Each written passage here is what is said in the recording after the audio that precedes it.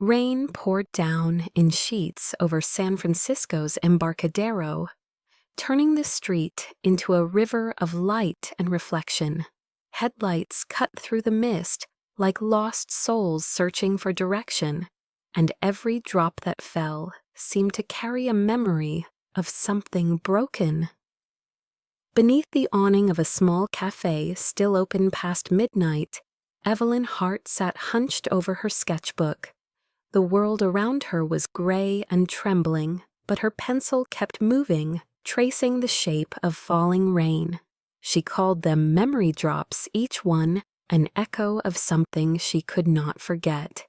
It had been nearly 2 years since the accident, yet the image of her fiancé's car disappearing under the flashing red lights still haunted her. She told herself that painting was too cruel, that art opened wounds she no longer had the strength to clean. So she drew rain instead, because rain did not demand emotion, it only fell and disappeared. The cafe owner had gone inside to close the register, leaving Evelyn alone with the sound of water hitting pavement. The city beyond was blurred through her tears and the glass. That was when she heard it, the sound of a car door slamming too sharply for this quiet hour. A black Mercedes had pulled to the curb, its taillights glowing red like a heartbeat fading in the fog. A man stepped out. No umbrella, no chauffeur, no hesitation. His suit was soaked within seconds, but he didn't seem to care. He stood under the rain like someone searching for forgiveness in it. Evelyn frowned, lowering her pencil. The man looked familiar, not from life, but from magazines, from screens. From that billboard on Market Street, Julian Voss, billionaire, CEO, founder of Neurix Technologies. A man whose ideas had changed everything about artificial intelligence, and yet right now he looked like someone who could not control anything at all. He took a few steps toward her, the rain soaking through his hair, flattening it against his forehead. His eyes were darker than the storm behind him. She wanted to ask if he was lost, if he needed help, but there was something in his face that made her breath hitch, a mixture of fear and pleading that did not belong to the rich. "Are you all right?" she finally asked, her voice barely cutting through the rain. He looked at her as if hearing a language he had forgotten existed, then took another slow step forward. "You're Evelyn Hart, right?" His voice cracked halfway between command and confession. She nodded, confused. "Do I know you? You taught at the Community Art Center last year. My company sponsored it. You helped my son paint the ocean." He smiled that day. His words trembled. He hasn't smiled since. She felt a pull inside her like a string, being tugged somewhere deep and aching. "Your son?" she asked softly. "Noah." He swallowed hard, the name leaving his lips like a wound reopening. "He's 6. He hasn't spoken in almost a year. The therapists say he might if—" He stopped, his voice faltering under the weight of something he could not yet say. The rain intensified, drumming against the pavement in frantic rhythm. If what she whispered, his jaw clenched, he took another step closer now, standing under the edge of the cafe, awning the water running down his face, mixing with the tears he refused to show. His hands shook as he reached into his coat pocket, pulling out a folded photograph. In the dim cafe light, she could see a small boy with solemn eyes holding a paintbrush too big for his hand. Behind him stood Julian, smiling the way men only smile when they still believe in tomorrow. "That was before the crash," he said quietly. "Before his mother's plane went down. Since then, he hides behind silence. He watches videos of happy families, but he won't look at me." His eyes met hers, desperate and naked. He needs to feel safe again to believe that family still means something. She hesitated, uncertain where this was leading, her pulse quickening under his gaze. Then he said it softly but clearly through the rain. "Just 1 week." She frowned. "What?" "Just 1 week," he repeated, voice trembling. "Pretend you love me. Pretend you're his mother. Help him remember what warmth feels like." The words hung in the air, between them impossible yet real. "You can't be serious," she whispered. "I'm asking you to pretend for him, not for me. He thinks I've forgotten how to love." He's right. Julian's shoulders sagged, as if the act of speaking had broken something inside him. He looked like a man, stripped of armor, standing defenseless before the storm. "I don't need a miracle. I just need him to smile again. Just once." Evelyn stared at him, water dripping from the edge of her coat. This was madness, the kind that came from grief too deep to contain, but his voice was too raw, too human to dismiss. Behind him, thunder rolled over the bay, and lightning illuminated his face, pale and drenched but steady. Then something she had not expected happened. Julian dropped to one knee in the rain, not in arrogance, not in performance, but in surrender. The sight froze her hand midair. "Please," he said, his voice breaking. "Just 1 week." For a moment she could not speak. All she could do was watch as the rain poured between them, as if the sky itself were crying for him. She should have turned away, but she did not. Because in that instant she saw it, the thing she had stopped painting. Long ago, a flicker of life inside brokenness, a storm that refused to destroy. The next morning, sunlight crept through the blinds of Evelyn's small apartment above the corner bookstore, painting faint lines across the floorboards and over her unfinished sketches stacked in messy piles. She had not slept. Every time she closed her eyes, she saw him again, the man in the rain, the trembling voice, the way his knees hit the pavement without hesitation. It had been years since anyone had spoken to her with such desperation, and longer still since she had allowed herself to care. She poured a cup of coffee, hands still shaky from the night before, and stared at the rain-streaked city beyond her window. The world was moving on emails, buses, laughter somewhere below. But her mind was trapped in that moment of madness. Who asked something like that from a stranger? Pretend to love me. Pretend to be my son's mother. She had heard confessions before. Grief could make people say wild things. But there had been something in Julian's eyes that refused to fade from her thoughts. It wasn't the usual rich man arrogance or manipulation. It was exhaustion, pure human exhaustion, the kind that came after you'd run out of ways to keep standing. She looked around her apartment, small, cluttered, quiet, paint tubes unopened, canvases collecting dust. Once she had dreamed of exhibitions of art schools of color that spoke what words could not. Then came the accident, and silence became easier than beauty. She turned her phone face down, not wanting to see the missed calls from the principal, asking if she would return to teaching next semester. Her students loved her, but she could barely bring herself to guide them when she no longer believed in her own art. A sudden knock startled her. Through the peephole, she saw a sleek black car on the street below and a man in a charcoal coat waiting in the hallway. Julian Voss. She opened the door slowly. He looked less like the billionaire on magazine covers and more like someone who had not slept in a long time. Dark circles under his eyes. His tie gone, his posture unsure. "I know I should not have come uninvited," he began, "but I did not know where else to go." Evelyn crossed her arms, trying to keep her voice calm. You shouldn't be here. What you asked me last night, that wasn't normal. He nodded. I know I sounded insane, but I meant every word. She sighed, turning away from him. Mr. Voss, you need a professional, a therapist, not some failed art teacher. You are not failed, he said quickly. My son smiled because of you. The doctors call it selective mutism. He doesn't talk when he feels unsafe. We've tried every kind of therapy and nothing works. But when you taught him to mix colors that day, he said one word, blue, his mother's favorite color.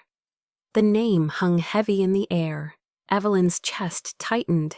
She remembered now the woman who had stood quietly at the back of her class that day, tall, graceful, wearing a long ivory coat.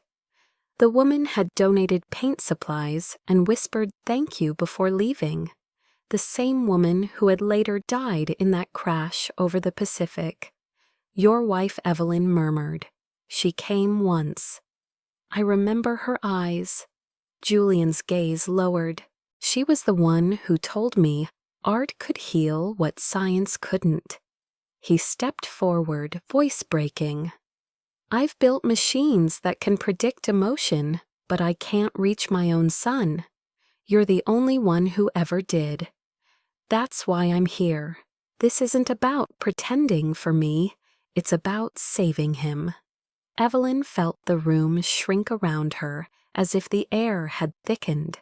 The idea still sounded absurd, but behind it lay truth she could not ignore. You want me to live with you for a week, to act like his mother. That's dangerous, Julian. For him. For me. I'll arrange everything safely, he said. No media, no attention. I just need him to see warmth again. I'll pay whatever you ask.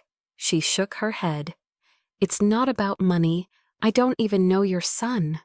You will, he said quietly. He paints like you. Alone and in silence. He reached into his coat and handed her a small folded paper. It was a drawing done in crayon uneven lines, but she recognized her own face. He drew this last night after seeing you in the rain. Evelyn's breath caught. The lines were clumsy but sincere. She could see the child's longing in every stroke. He remembers, Julian said. He asked if you were an angel. Her eyes filled before she could stop them. Don't, she whispered. Don't make me part of your grief. This isn't grief, he said. It's hope disguised as desperation. His words sliced through her defenses like light through cracked glass.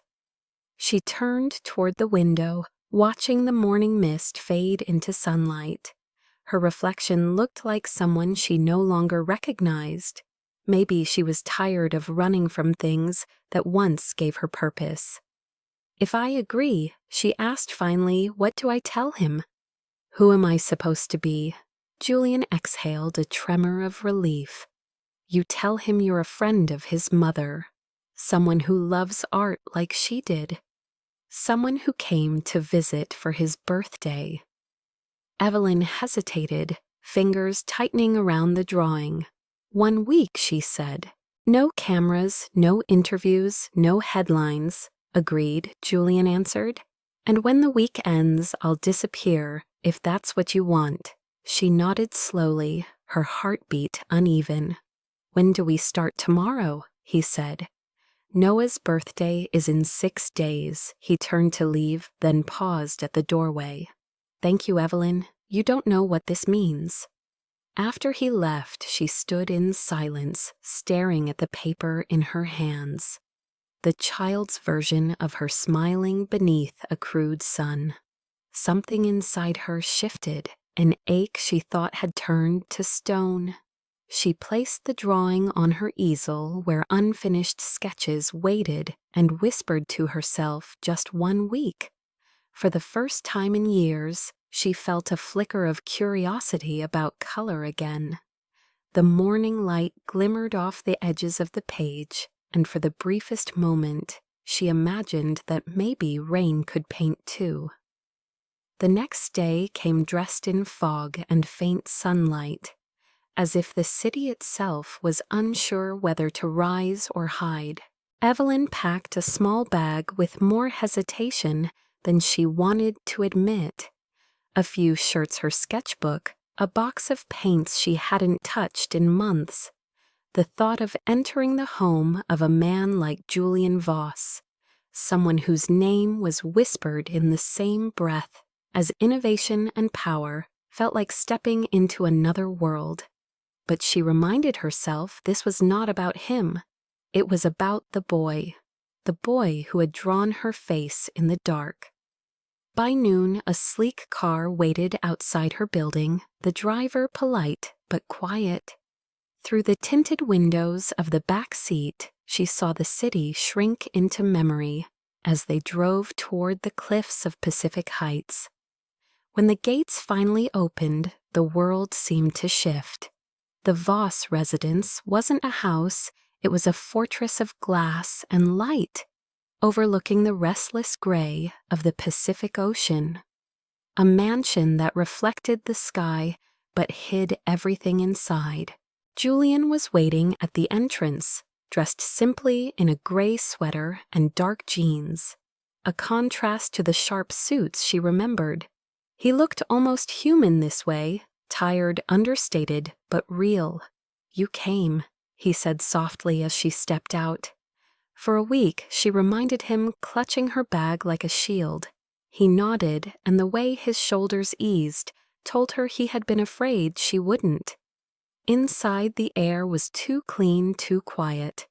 The walls were pale concrete and glass decorated with abstract art that felt more like decoration than emotion. It was beautiful but hollow. A woman in her 50s approached her posture efficient. "This is Rebecca," Julian introduced. "She manages the household."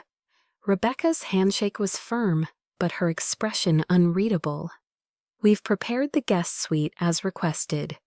"Mr. Voss," she said, her tone hinting at curiosity that she politely suppressed.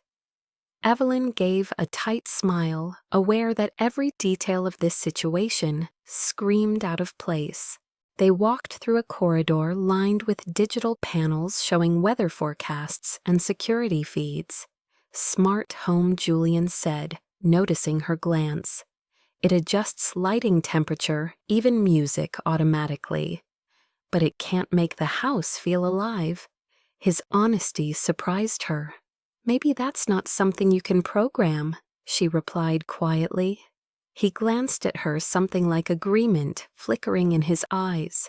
Then a small voice echoed down the hall. Daddy Evelyn froze. From behind a corner emerged a boy with tousled dark hair and wide eyes too old for his age. He stopped when he saw her. Julian crouched down to meet his gaze. "Noah," he said gently, "this is Miss Evelyn. She's the one who helped you paint the ocean last year." The boy's eyes flicked to her face, uncertain, curious. He held a small toy brush in his hand, the bristles worn. Evelyn crouched to his level. "Hey," she said softly, "you still painting?" Noah didn't answer, but his grip on the brush tightened. "I remember you liked blue. Still your favorite." He blinked once, then nodded barely, but enough to make her chest ache. Julian exhaled quietly, as if that single gesture meant more than words. "He doesn't talk much," he said, "but that's progress." Evelyn smiled faintly. "You don't have to talk," she whispered to the boy. "Art speaks just fine." His gaze softened, and for a heartbeat, the silence felt like connection. Rebecca excused herself, leaving them standing in the hallway bathed in cold sunlight. Julian led her to the kitchen, modern and vast with steel counters that looked untouched. "I'll pay you." He began, his tone businesslike again, as if professionalism could protect him from vulnerability. "But it's not about the money," she interrupted. "You said that already." He hesitated. Then why are you here? She looked out the glass wall toward the ocean, the waves crashing against black rocks below. Because there's a child who reminds me what hope looks like. And because maybe she paused, I'm tired of pretending not to care. His expression softened just slightly. I didn't bring you here to fix us, he said quietly. I brought you here because I don't know how to stop trying. For the next few hours, they walked through the house together, discussing the plan. Evelyn would stay in the guest wing during meals, help Noah with his art therapy sessions, and create a safe, normal environment. I'll handle the staff, Julian assured her. They'll think you're an old family friend helping Noah adjust. Good, she said, because I don't do lies very well. He gave a humorless smile. Neither do I. That's why I'm terrible at pretending. She arched an eyebrow. Funny, since you're asking me to do exactly that. He laughed softly, the sound foreign in this house. Touché. For the first time, she caught a glimpse of the man, beneath the armor, the one who once played piano for his wife who believed in beauty before numbers. When the sun began to set, the house glowed with amber light. Noah appeared in the living room, clutching a notebook and crayons. He looked at Evelyn, then at his father, then climbed onto the couch beside her. Without a word, he began to draw. She leaned over and saw what he sketched, 3 figures standing under a yellow sun. One tall one, small one, with long hair. Her throat tightened. Julian watched from across the room, his expression unreadable, but his eyes wet. She looked up, meeting his gaze. He's drawing us, she whispered. He's drawing a family, Julian corrected softly. When Noah finished, he held the paper toward her. Evelyn smiled through the sting in her chest. It's beautiful, she said. The boy's lips parted as if to respond, then closed again. But his eyes glowed with something fragile and alive. After he went to bed, Julian stood by the window, watching the dark waves. Thank you, he said without turning. He hasn't drawn people in months. Evelyn folded her arms. Don't thank me yet. It's just 1 week. He looked back at her, his voice almost a whisper. Just 1 week, he echoed. But neither of them believed it anymore. In the silence that followed, the ocean roared like a secret only they could hear. Morning came wrapped in fog that clung to the cliffs like a secret. From her guest suite, Evelyn could see the Pacific stretched endlessly beneath a silver sky. The walls of the house were glass from floor to ceiling, reflecting light that was too clean to be comforting. It was like living inside someone's memory, beautiful, transparent, and cold. She dressed quietly and followed the smell of coffee to the kitchen. The house was already awake, but in a mechanical way. Automated lights brightened as she walked past a soft voice from the speaker greeted her by name. Good morning, Miss Hart. She startled, then realized it was the AI system. Julian's creation. Good morning, she murmured, unsure whether to respond to a machine. Julian entered moments later, hair slightly tousled, sleeves rolled up. He wasn't the glossy billionaire from television, but a man who had spent too many nights awake thinking. Sleep well, he asked. She hesitated, as well as one can in a glass box. He gave a half smile. Takes getting used to. I designed this place after my wife died. Thought if I could see the ocean from every angle, I'd never feel trapped again. She studied him for a moment. Does it work? Noe said simply. The honesty disarmed her. Noah padded in, wearing pajamas printed with stars. He carried his sketchbook like armor. Hey, little man, Evelyn said, crouching down. Breakfast or art first? He glanced at his father, then at her, then sat at the table and opened the sketchbook. His small fingers smudged blue pastel across the page waves and clouds, chaotic but vivid. She watched silently, resisting the urge to comment. Julian leaned against the counter, observing them as if afraid to break the fragile piece. "He paints every morning," he said softly. "Sometimes he just covers the whole page with blue. His therapist says it's how he remembers her."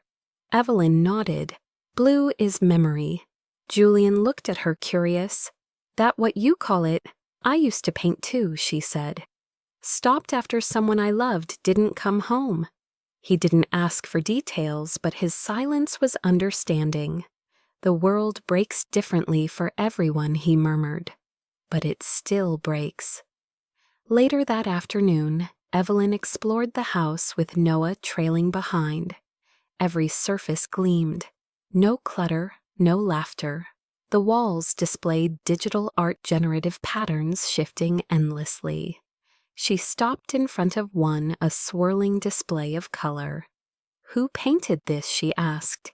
"It's AI," Julian answered from behind her. "I programmed it to generate emotions based on weather data." She tilted her head. "Does it ever feel anything?" He paused. "I thought it might one day." She turned to him. "Maybe what it needs isn't code. Maybe it needs chaos." She smiled faintly and gestured to Noah, who was scribbling on the corner of a printout. "He's already teaching your machines what feeling looks like." Julian chuckled under his breath, surprised by how easily she could shift the air around him. He hadn't realized how much silence he'd been carrying until she started filling it with small human sound. That evening, the sun burned orange through the fog, and the glass walls caught every flicker of fire from the horizon. Evelyn suggested painting together. Julian hesitated but agreed. They spread papers across the marble floor of the playroom. "What should we paint?" she asked.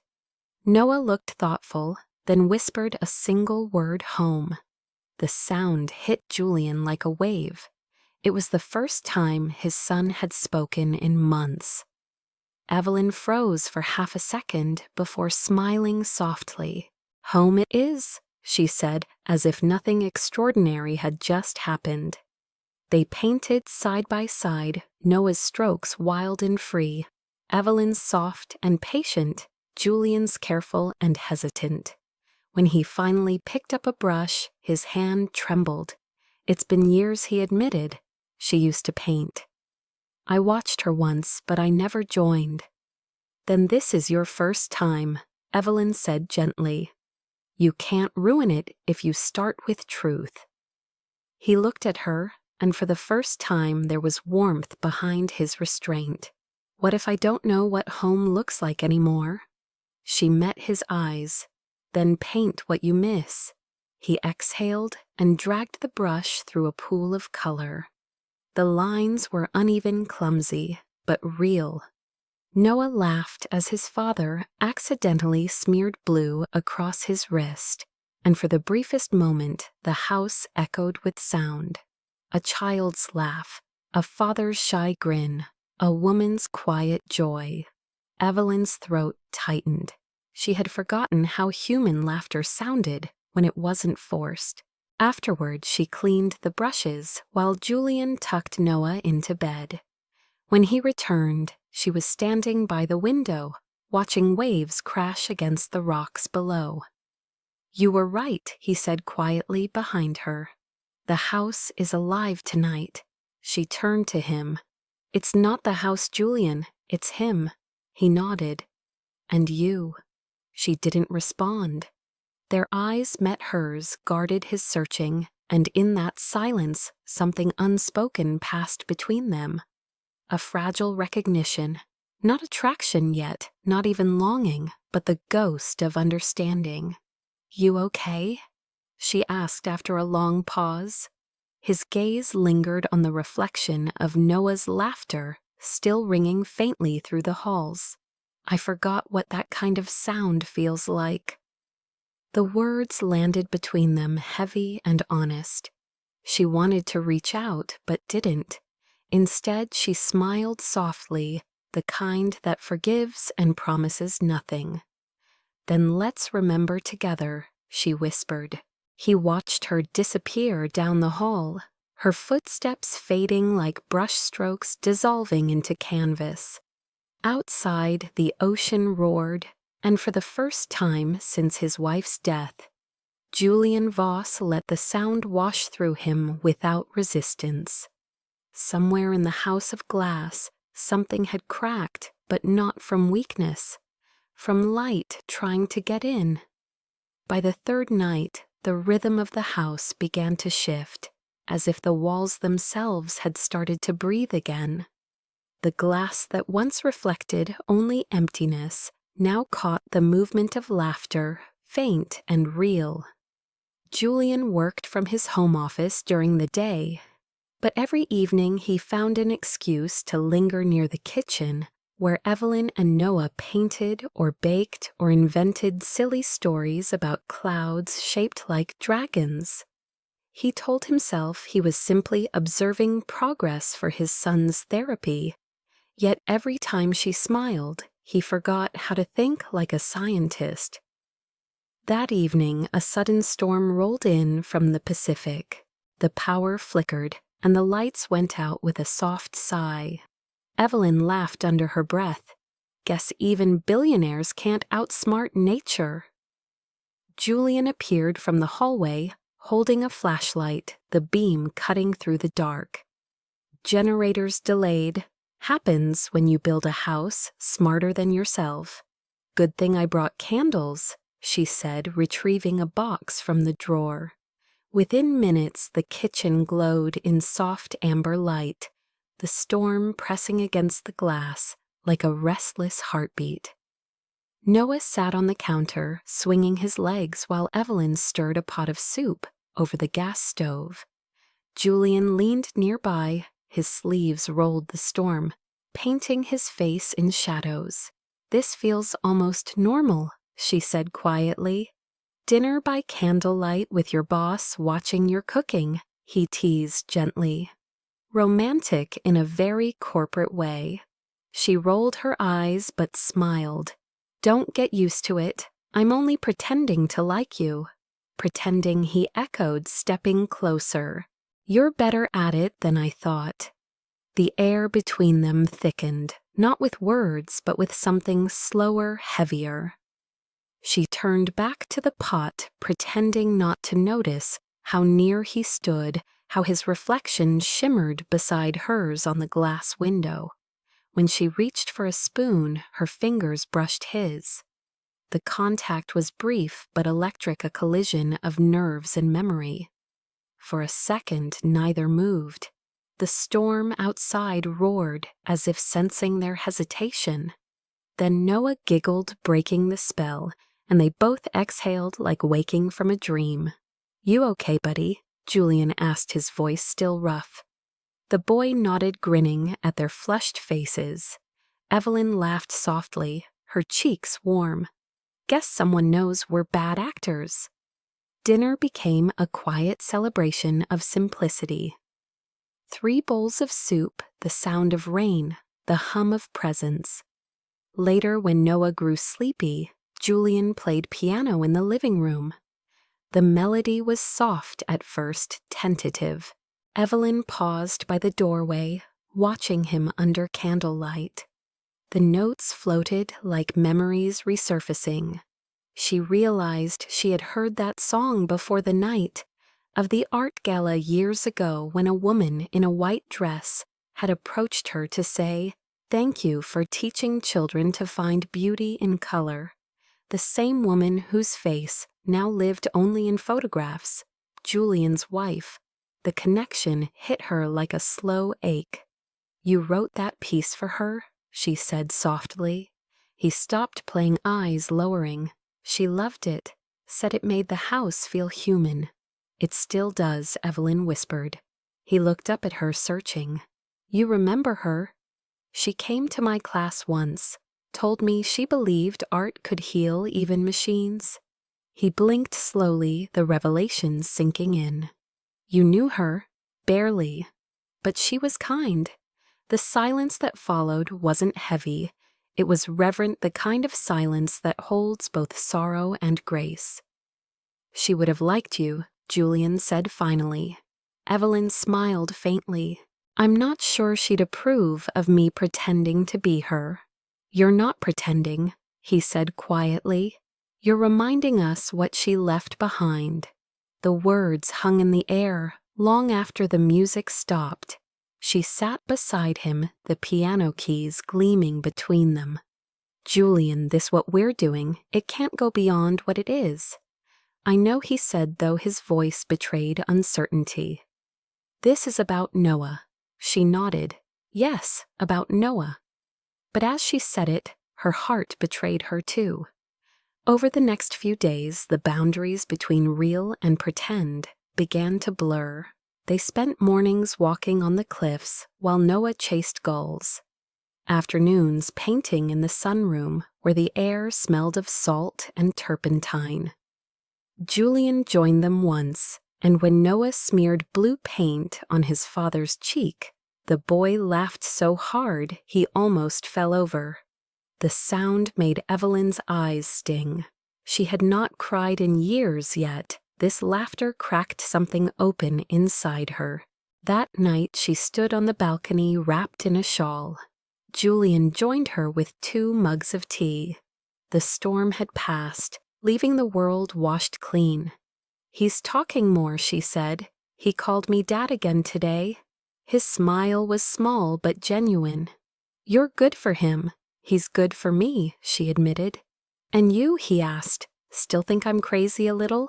She said, then looked at him, her tone softening. But maybe the kind of crazy the world needs. Their eyes met under the pale moonlight, and something unspoken pulsed between them, an understanding born not of attraction, but of recognition. They were both broken in ways that made sense only when mirrored in each other. She reached for her mug and brushed his hand again, this time not by accident. He didn't move, the air trembled. For a heartbeat, they leaned closer, the distance between them collapsing like a wave. Then Noah's faint voice called from his room, "Mommy." The word shattered the silence. Evelyn froze, her breath catching. Julian stood still, torn between relief and awe. She exhaled shakily. "He called me, I know," Julian whispered. "Thank you." Her eyes glistened as she turned away. "Don't thank me for something that isn't real." But as she walked back inside, her hands trembled because deep down, she no longer knew if that was true. The house felt smaller that night, filled not with ghosts, but with possibility.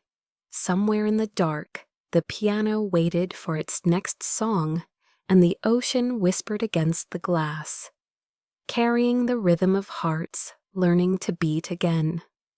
It began on a quiet Tuesday morning, the kind of day when the air felt clean after rain, and nothing seemed capable of breaking the fragile calm that had settled over the house.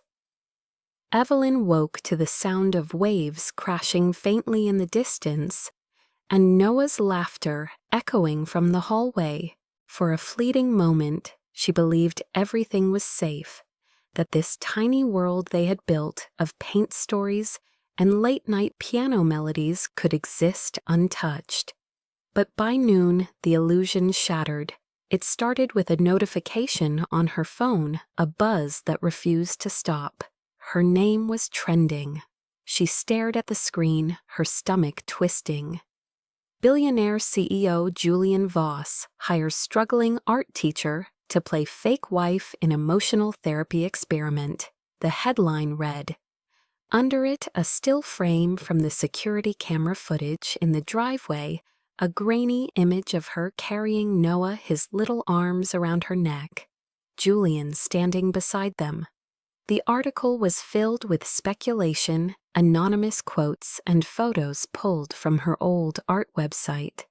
Someone had leaked everything.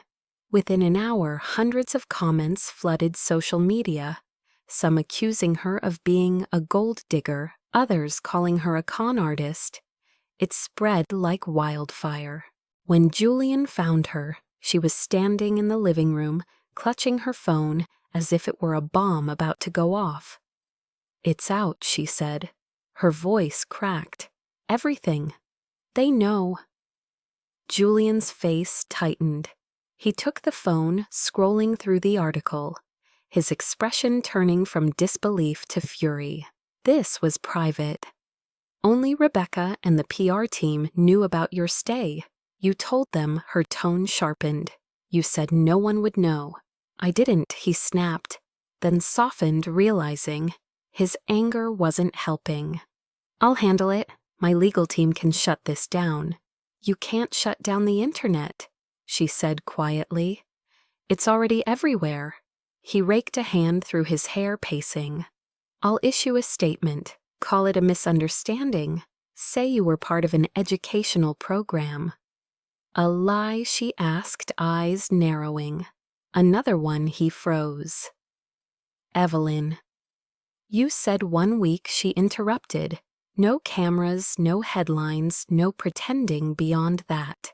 You planned everything, but you didn't plan how it would feel." Her voice trembled between anger and heartbreak. "Do you realize what this does to me? I worked my whole life to rebuild something honest, and now the world thinks I'm sleeping with my employer for money." "That's not what this was," he said desperately. "You know that." "Do I?" she asked, her eyes glistening. The air crackled with everything they couldn't say. Then from the hallway came a sound, soft footsteps, small and hesitant. Noah stood by the door, his face pale. He had heard them. "Mommy." The word cut through the tension like a blade. Evelyn froze. Julian turned. "Noah, go back to your room," he said gently. But the boy shook his head. "You said she was helping me," he whispered. "You said she was family." His little voice broke. "You're leaving, aren't you?" Evelyn's breath hitched. "Sweetheart." "You said it was real," he cried, and the words were small but brutal. He ran to her fists, clenched, tears streaking his cheeks. "You're my mommy." The dam inside her broke. She knelt and gathered him in her arms, her own tears falling hot and fast. "I love you," she whispered into his hair. "I didn't mean to hurt you. I just wanted to help." Julian stood frozen, his hands shaking. The sound of Noah's sobs filled the vast hollow house, bouncing off the glass like a ghost of everything they had built.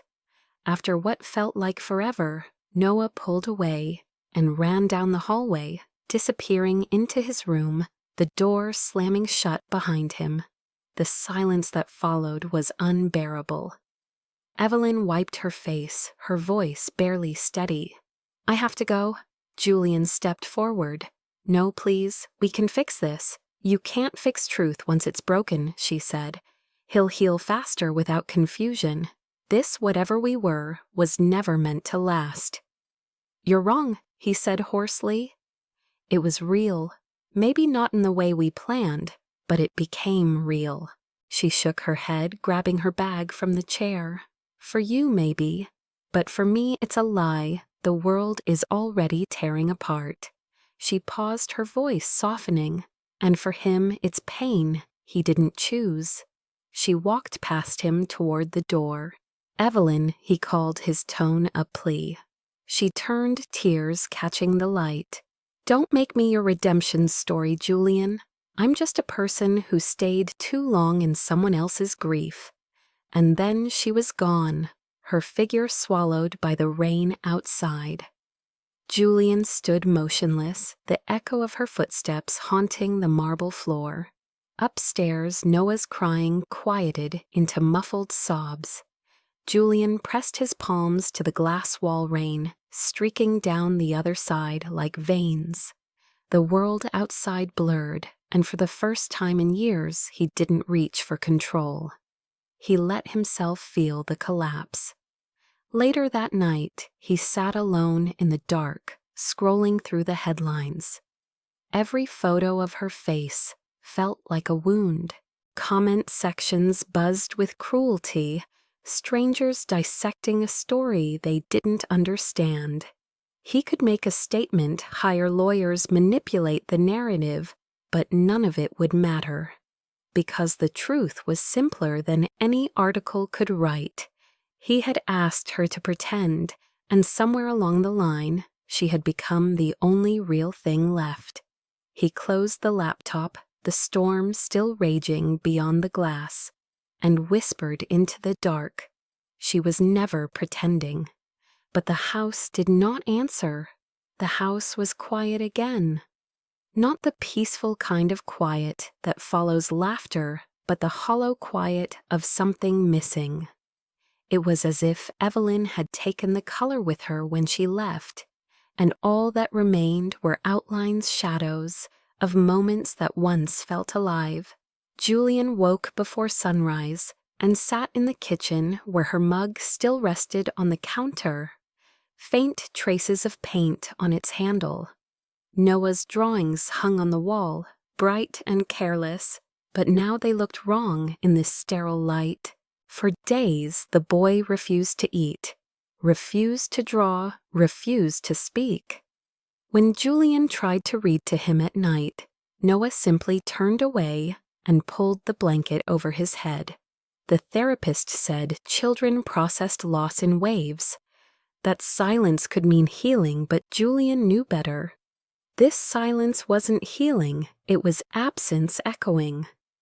He walked through the halls of glass, hearing nothing but the hum of machines. The AI system greeted him with its programmed cheer, but even its voice felt like mockery. "Good morning, Mr. Voss." "Don't," he muttered. He turned it off and let the silence swallow the house whole. For the first time in years, he couldn't work. He sat in his office, staring at code he had written to detect emotional nuance in voices technology that could read sadness in milliseconds. Yet he had never needed a program to tell him what he already knew. Noah's laughter was gone. He opened the folder labeled Therapy Notes and scrolled through Evelyn's reports. Her handwriting on the scanned pages was small but steady. Noah responds to colors emotionally. Blue means comfort. Yellow means trust. He mirrors his father's silence break that, and you break the pattern. Julian closed the document and buried his face in his hands. Break the pattern. How could he when he was the one who built it? That night he sat outside on the balcony, the ocean black beneath him. Wind howled through the glass panels, and somewhere far below, waves struck the rocks with the sound of fists against walls. He thought of Evelyn's voice, soft teasing real. He thought of her hands guiding Noah's her laugh. When he burned the cookies, her eyes the night she told him not to thank her for something that wasn't real. But it had been real.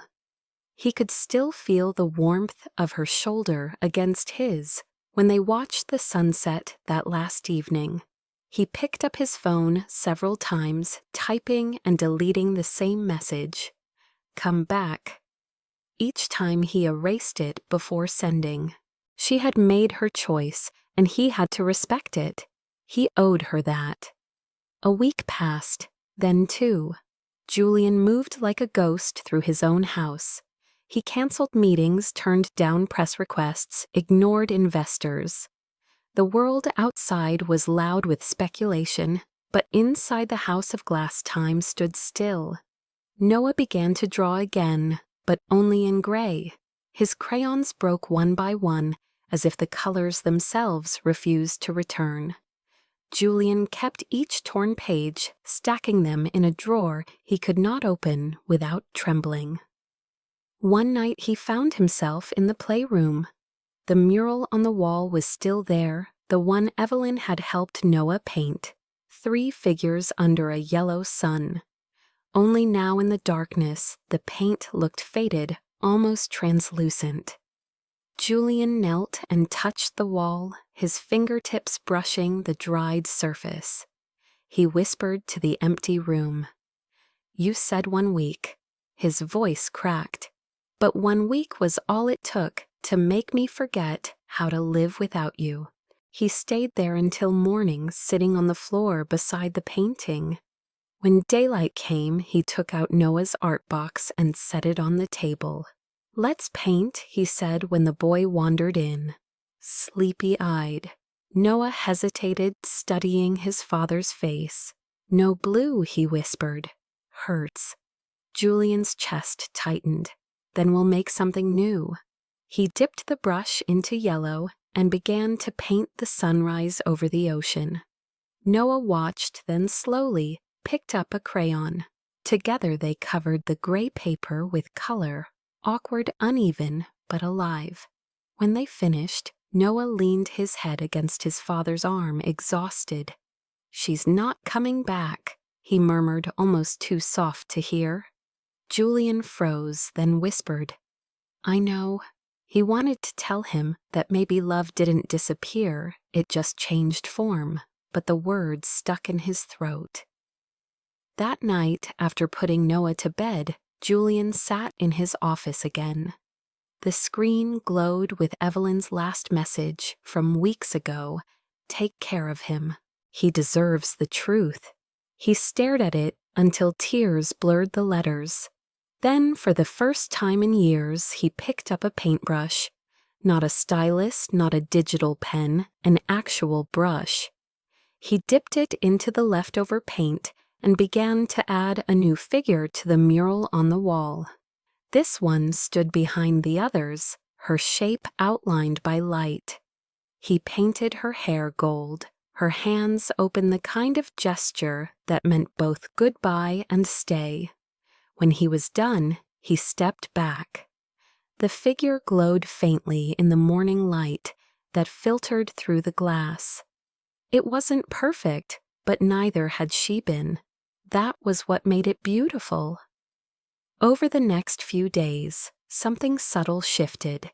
He started cooking breakfast again, not because he had to, but because he wanted to.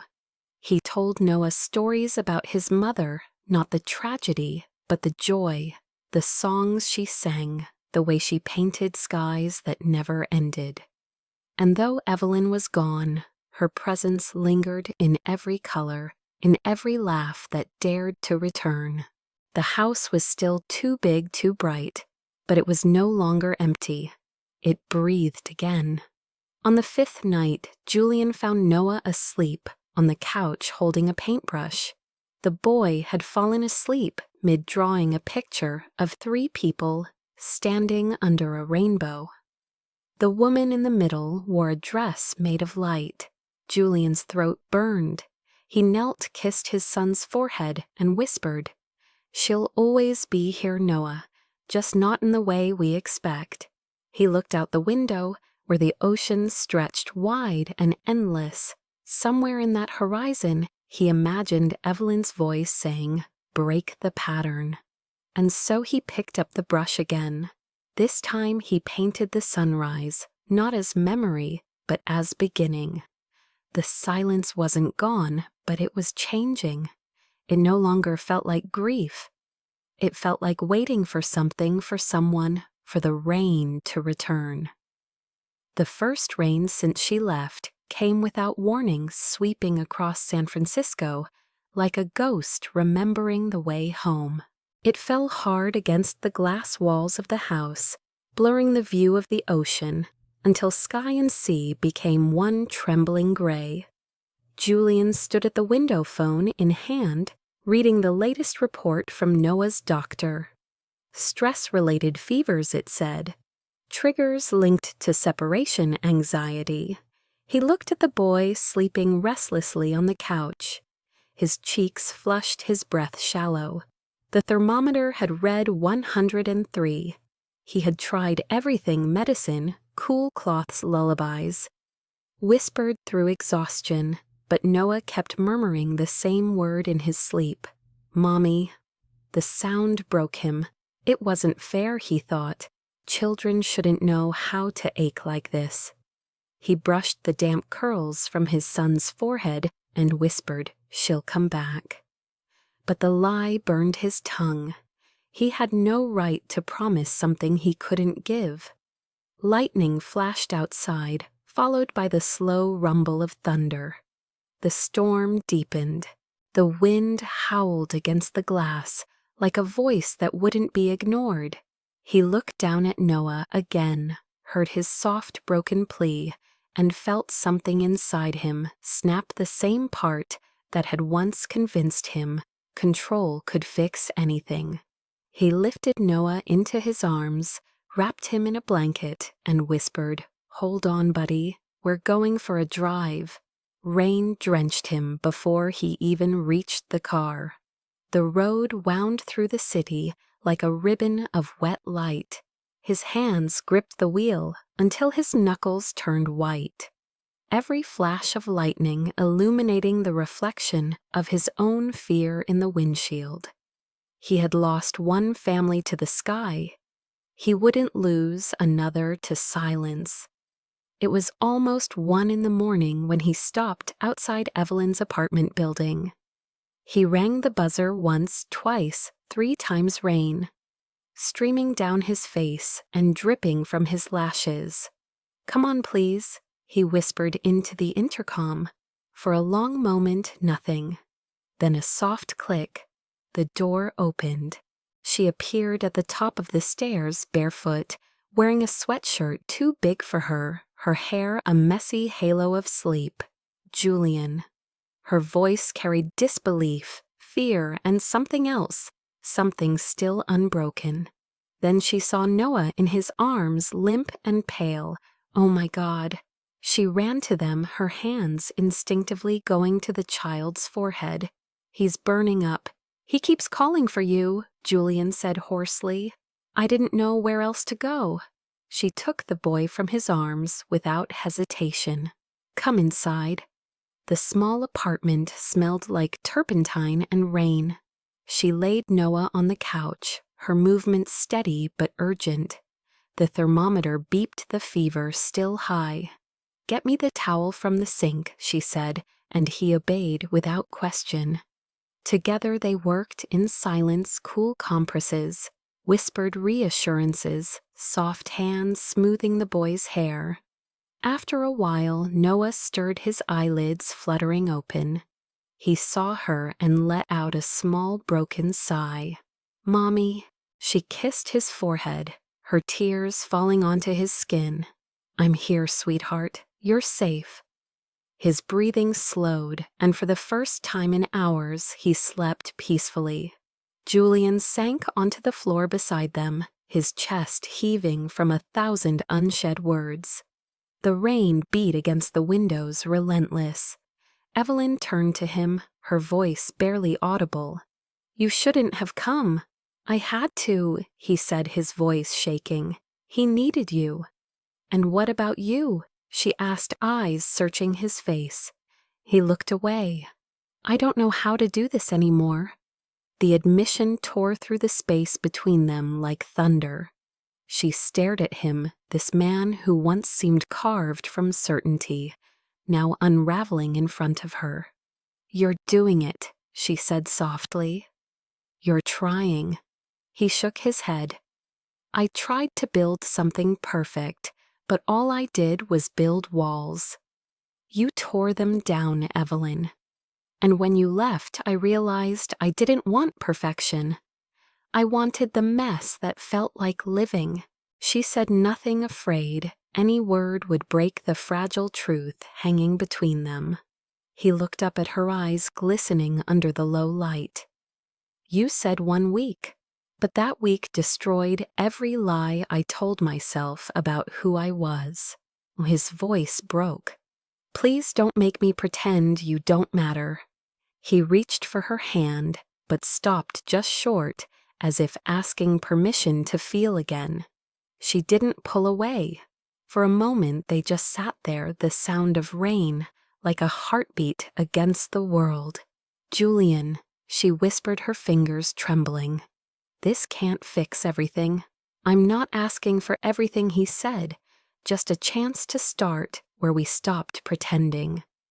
She closed her eyes, a tear slipping free. "You don't know what you're asking. I'm asking you not to disappear again," he said simply. His words carried no force, no arrogance, only sincerity stripped bare. She looked at him, then really looked, and saw the man beneath the armor, the father, the widower, the broken dreamer who had dared to love again without realizing it. The man who had begged in the rain, not for love but for hope. Her silence was an answer neither of them expected. She leaned forward, her hand brushing the side of his face, and whispered, "Okay." Outside, the storm began to ease, the rain softening into a lullaby. They stayed there until dawn, Noah sleeping soundly between them, the air thick with the scent of rain, and something new, something fragile and alive. When the first light of morning touched the window, Julian reached for Evelyn's hand again. This time she let him hold it. The rain had returned, but it no longer felt like morning. It felt like beginning. The morning after the storm, the house of glass opened its doors again. Sunlight slipped through the windows, turning the floor into rivers of gold. It was the first light that felt warm in months. Evelyn stood by the kitchen counter, Noah perched beside her, still wrapped in a blanket, but smiling faintly as he stirred cocoa into warm milk.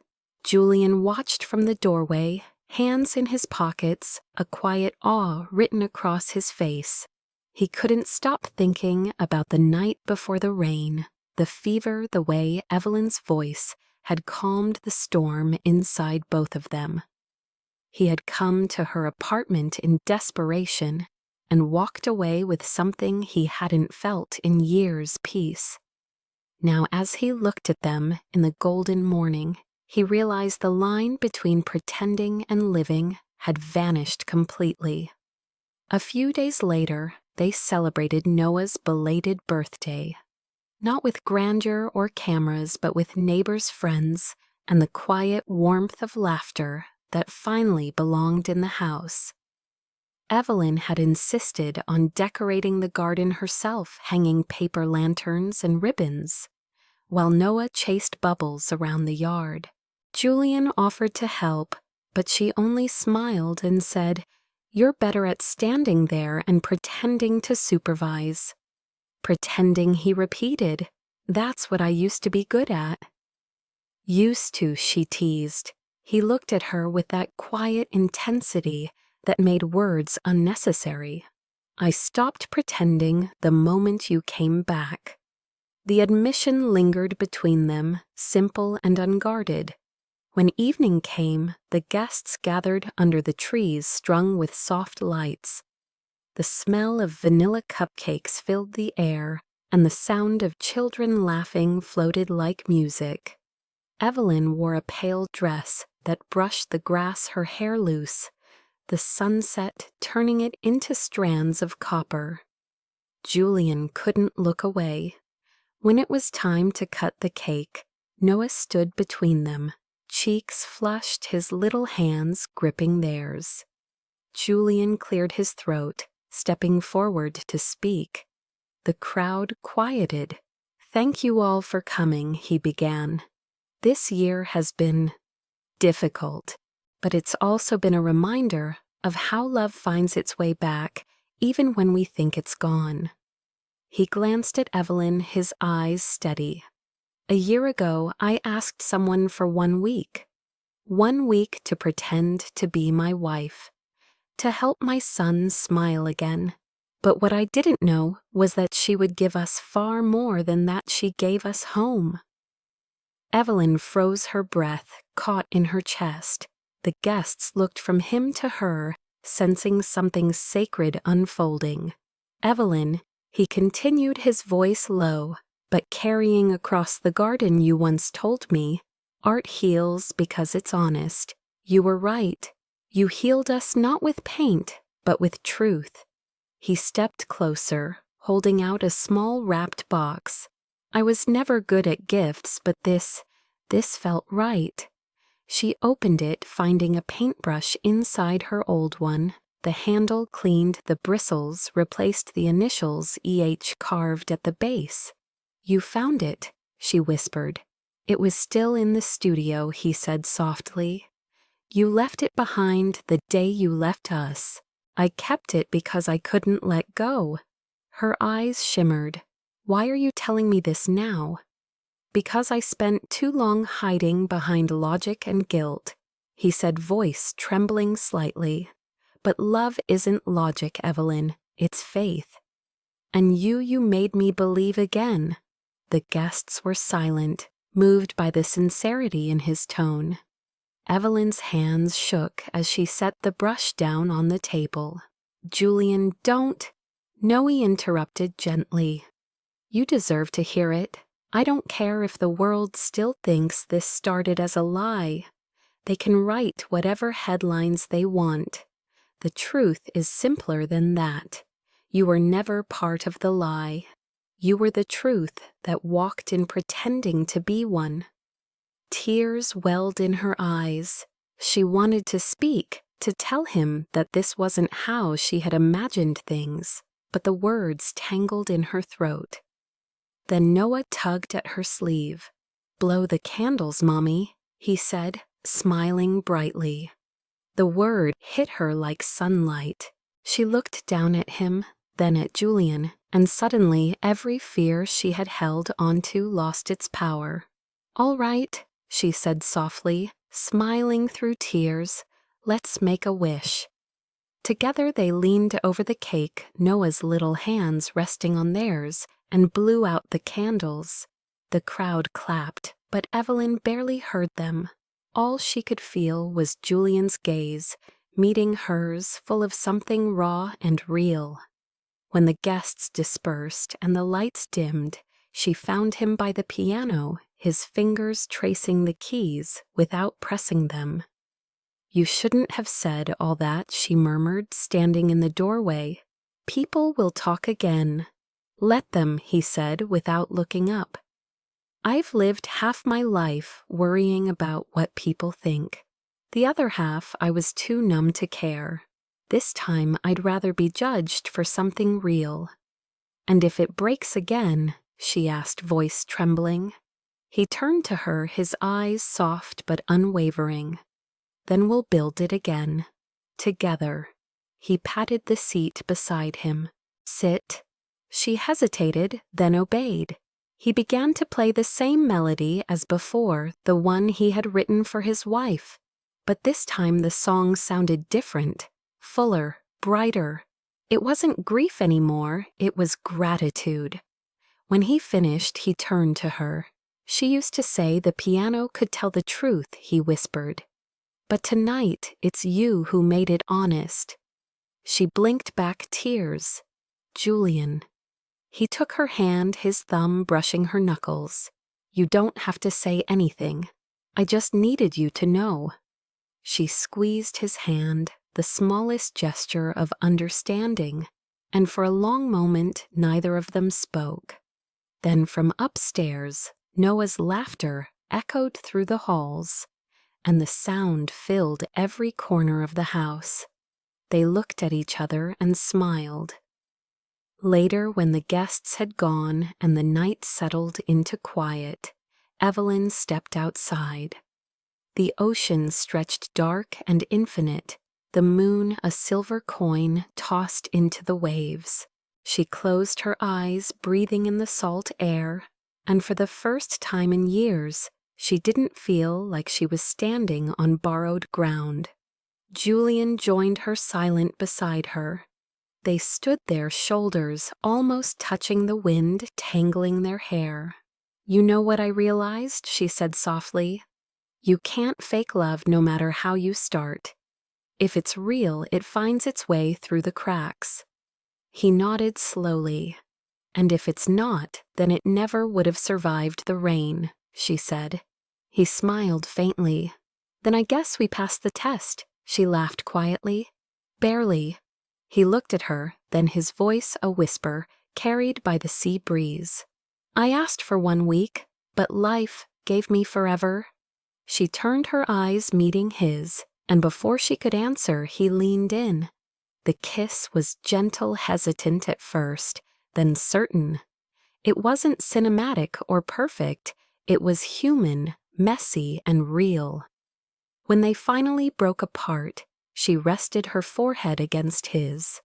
That felt real enough, she breathed. It was, he said simply. Inside, the candles flickered low, casting golden halos through the glass. Outside, the ocean sighed against the shore, and somewhere in that endless rhythm, their hearts once broken, once lost, found a new beat that belonged to both of them. 1 year later, the city looked different, or maybe it was just that they did.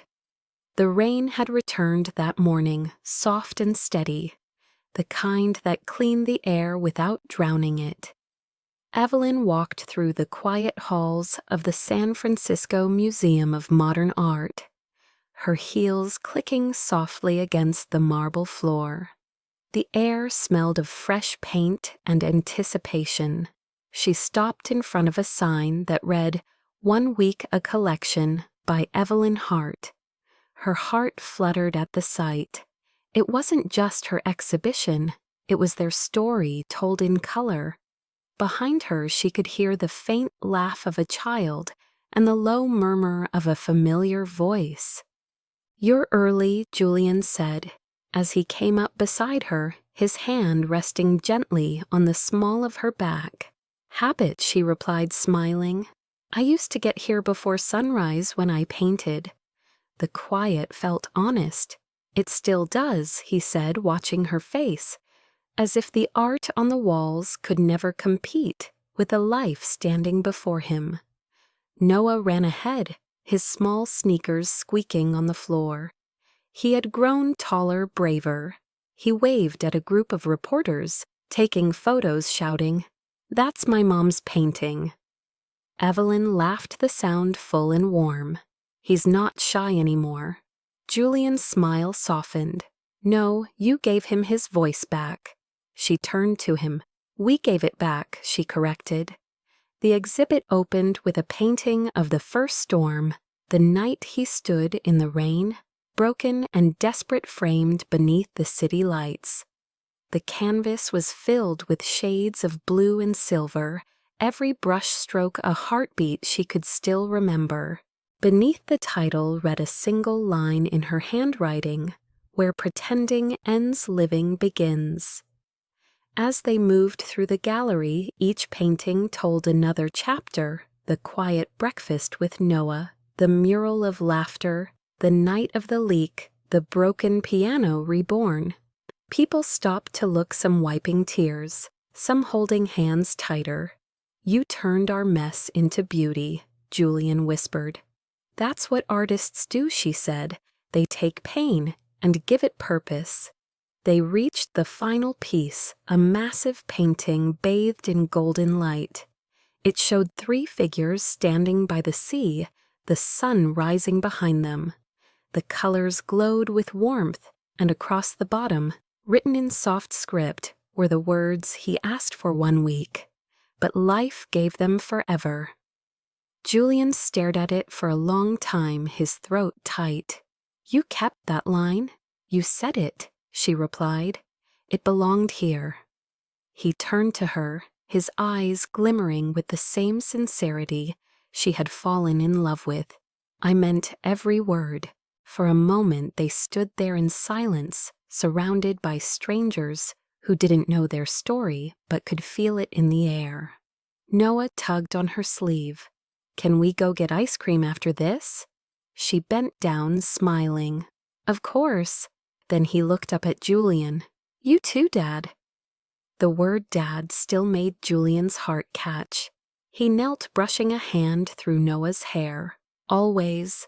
Cameras flashed nearby, capturing the three of them together without realizing they were photographing the ending of a story and the beginning of another. As they walked toward the exit, a young reporter stopped them. "Ms. Hart," she said breathlessly, "your exhibition is breathtaking. Everyone's talking about the story behind it. Is it true? Were you really hired by Mr. Voss for just 1 week?" Evelyn paused, glancing at Julian. The air was thick with expectation. Then she smiled, that quiet, knowing smile that had once disarmed even the most powerful man in Silicon Valley. "It started that way," she said softly, "but sometimes the heart doesn't understand contracts." The reporter laughed, touched. "That's beautiful." "It's true," Julian added, his voice calm but proud. 1 week changed everything. They left the museum hand in hand, stepping into the soft drizzle. Outside, the city glistened. Raindrops fell onto their coats, onto the pavement, onto the past that had led them here. Julian lifted his face to the sky, eyes closed, remembering that night a year ago when he had begged a stranger in the rain to save his son. He had thought he was asking for help. He hadn't known he was asking for love. Evelyn slipped her arm through his, resting her head lightly on his shoulder. "You still like walking in the rain?" she teased. "Only with you," he said. She smiled. "Careful, that sounds like another line I'll end up painting." "Then let's make it worth the canvas," he replied. They crossed the street toward a small cafe, the one where she had once sketched strangers for extra cash. The barista recognized them, grinning. "Hot chocolate 3, please," Julian said, looking down at Noah. "Extra marshmallows." They sat by the window, watching people rush by with umbrellas, their world, small and luminous inside the storm. For a while, no one spoke. The rain tapped gently against the glass, and the sound felt like punctuation to everything they had survived. Evelyn reached for her sketchbook and began to draw quick strokes, light lines. Julian leaned closer. "What are you sketching now?" "You," she said without looking up, "and him, and the rain that started it all." He chuckled softly. "That's not a bad title." "Maybe it's not the title," she said, meeting his eyes. "Maybe it's just the truth." He reached for her hand, fingers intertwining, and in that simple act, the world felt aligned again. Outside, the rain kept falling soft but steady, as if reminding them that every ending is just another kind of beginning. Noah pressed his face against the glass, drawing little hearts in the fog with his finger. "Mom, look," he said proudly. "It's forever." She smiled, her chest full. Julian kissed her temple, whispering against her skin. "I asked for 1 week." She turned to him, eyes shining. "And life gave us forever." The scene outside blurred the light, turning everything gold, as if the world itself had paused to watch them. Somewhere deep inside the museum behind them, their story hung in color and light, immortalized, not as a tragedy, but as proof that love, when honest, when fought for, never ends. It only transforms. And under that endless California rain, 3 people who once pretended to be a family finally were one. If you've made it this far, maybe you felt what they felt, the rain against your window, the silence between words, the way love sometimes arrives, disguised as something temporary. Maybe you've stood in your own storm once, wondering if what you were holding on to was real or just pretend. But love has this quiet magic. It doesn't always knock, it whispers. It asks for 1 week, 1 chance, 1 impossible choice. And before you know it, it's rewritten everything you thought you knew about yourself. If this story touched your heart, even for a moment, take a breath and hold it there. Think of the person who once made you smile when you didn't think you could. Think of the one who saw you not for what you pretended to be, but for who you truly were. That's what this story was always about.